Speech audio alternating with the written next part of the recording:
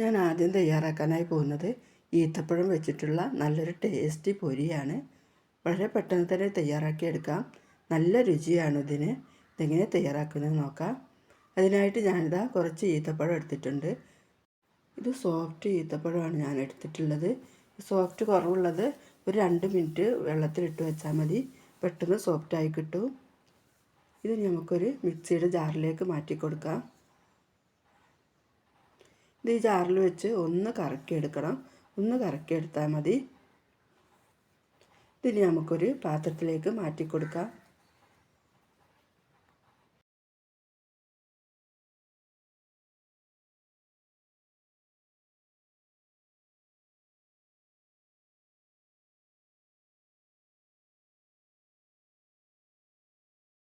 ഇത് പാത്രത്തിലേക്ക് മാറ്റിയിട്ടുണ്ട്. ഇനി ഇതിലേക്ക് ഒരു 2.5 ടേബിൾ സ്പൂൺ തേങ്ങ ചേർത്ത് കൊടുക്കാം.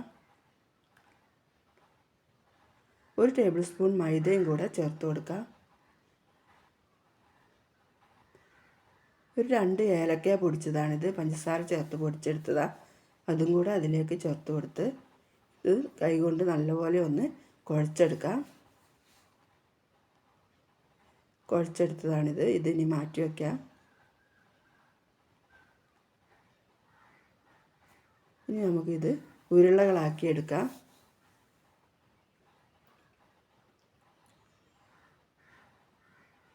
അതുപോലെ നമുക്കെല്ലാം ചെയ്തെടുക്കാം.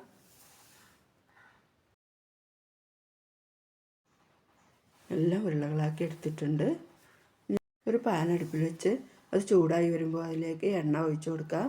വെളിച്ചെണ്ണ ഓയിൽ ഏതായാലും മതി. ഓയിലാണ് ഞാൻ പൊരിച്ചെടുക്കുന്നത്.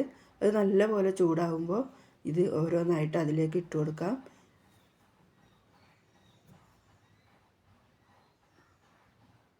മൈദ ചേർത്തതുകൊണ്ട് ഇതിൽ എണ്ണ അങ്ങനെ കുടിക്കുകയില്ല. ഇതെല്ലാം ഇതിലേക്ക് ഇട്ട് കൊടുത്തിട്ടുണ്ട്. ഇനി തീ കുറച്ച് കൊടുക്കണം.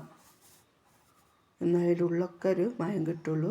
ഇത് നമുക്ക് തിരിച്ചിട്ട് കൊടുക്കാം. ചെറിയ തീയിൽ തന്നെ ഇത് വേവിച്ചെടുക്കണേ.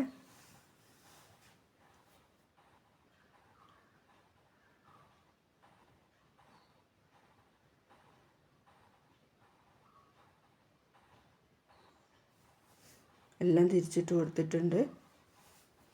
ഇതായിട്ടുണ്ട്. ഇനി ഇത് നമുക്ക് ചട്ടിയിൽ നിന്ന് മാറ്റി കൊടുക്കാം.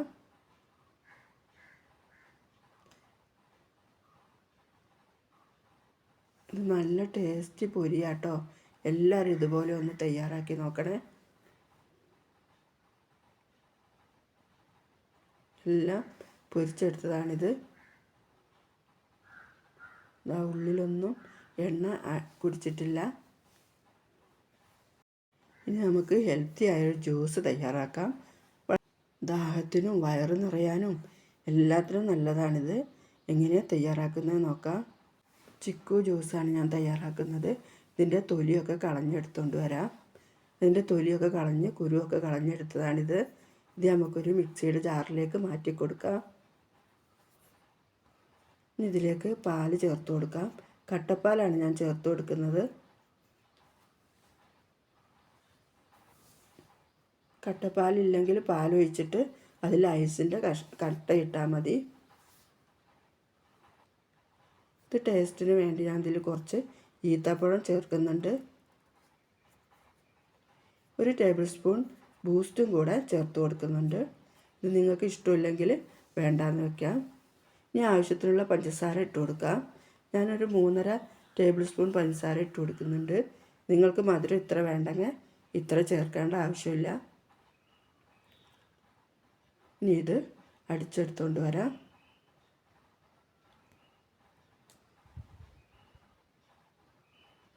ഇത് അടിച്ചെടുത്തതാണിത്. ഇത് നമുക്കൊരു പാത്രത്തിലേക്ക് മാറ്റി കൊടുക്കാം.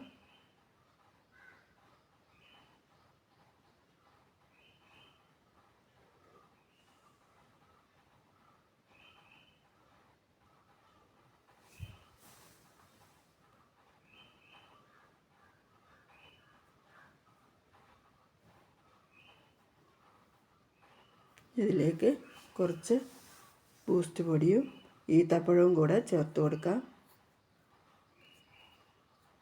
ഇതിൻ്റെ മുകളിലിട്ട് കൊടുക്കാം. നല്ലൊരു ഹെൽത്തി ജ്യൂസാട്ടോ ഇത്. എല്ലാവരും തയ്യാറാക്കി നോക്കണേ. നല്ല ടേസ്റ്റുമാണ് ഇത് കുടിക്കാൻ. ഈ ചൂടുകാലത്തൊക്കെ നല്ലതാണിത്.